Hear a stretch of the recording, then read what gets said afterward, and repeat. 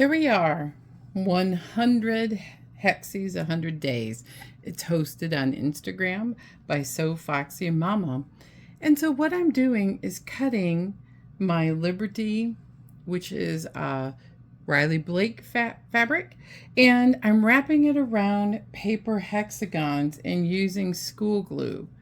Some of my little hexagons are actually Liberty of London, the Tana. And you can see the hexagon peeking through the paper. It's pretty thin and flexible, and I just dot a little bit of school glue. Maybe I'll show you a tutorial someday. So what I'm doing is 100 days, I want to make at least 100 hexes. Now you can see I started last year without the hexagon challenge because I was just so inspired by Kate of the Last Homely House. I have this little tray from the Dollar Tree, pretty full of the Tana Lawn Liberty, but I also have leftovers from a couple years ago of all of these by just themes and practicing fussy cutting. You can see there is a little bee fussy cut there. Oh, I have some Halloweens, and here is a fussy cut pumpkin. And this is one of my favorites, a fussy cut dragonfly. So anyway, this is what I'm up to. Hexagons.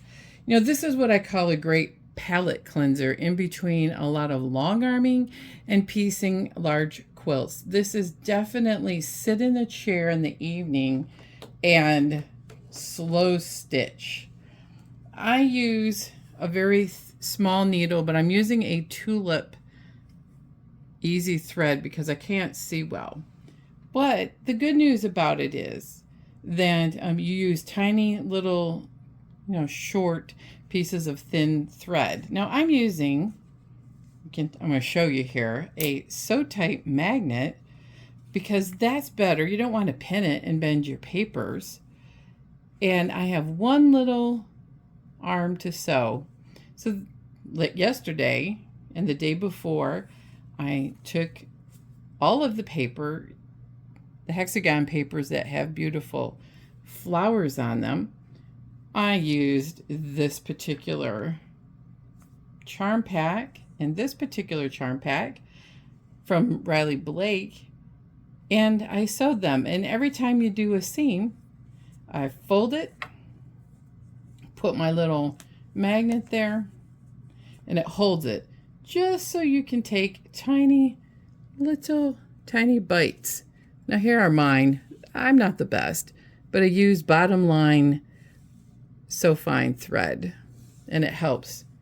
So this is my latest one that is almost finished, and I love the blue.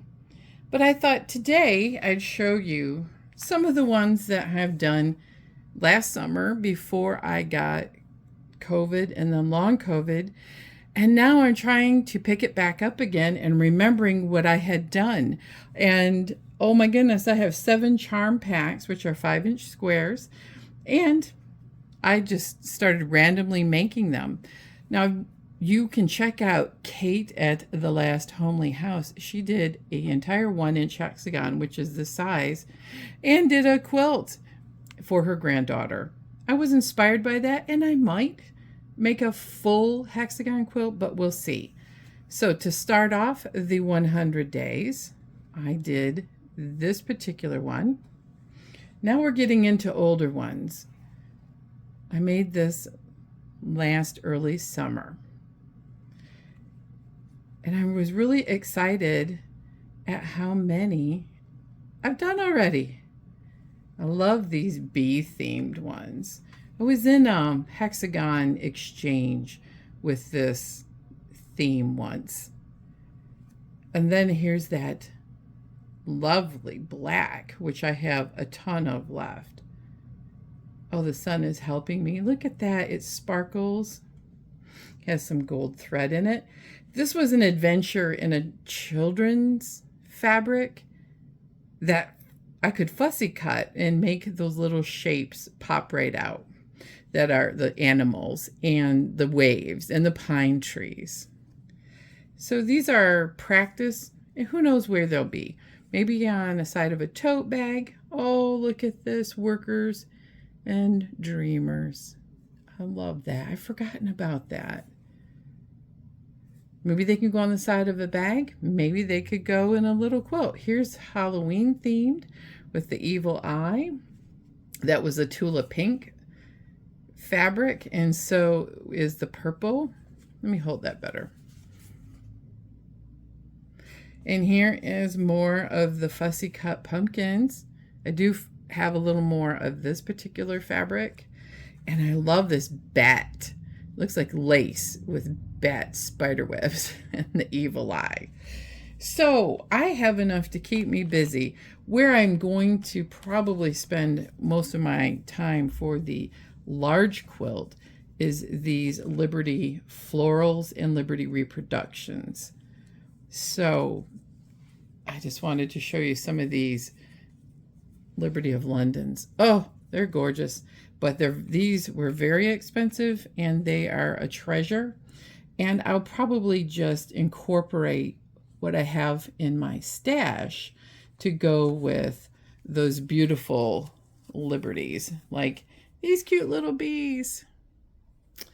So that's what I've been working on this week, is some lovely slow stitching, some watercolor fussy cuts and playing with watercolor, and I've been having the best time. I hope you take time this week to do some lovely, lovely projects, and maybe you can have something beautiful to show for it, even if it's just part of the project, because I'm way into crafts that are taking a little bit of time and a lot of inspiration. Have a wonderful week.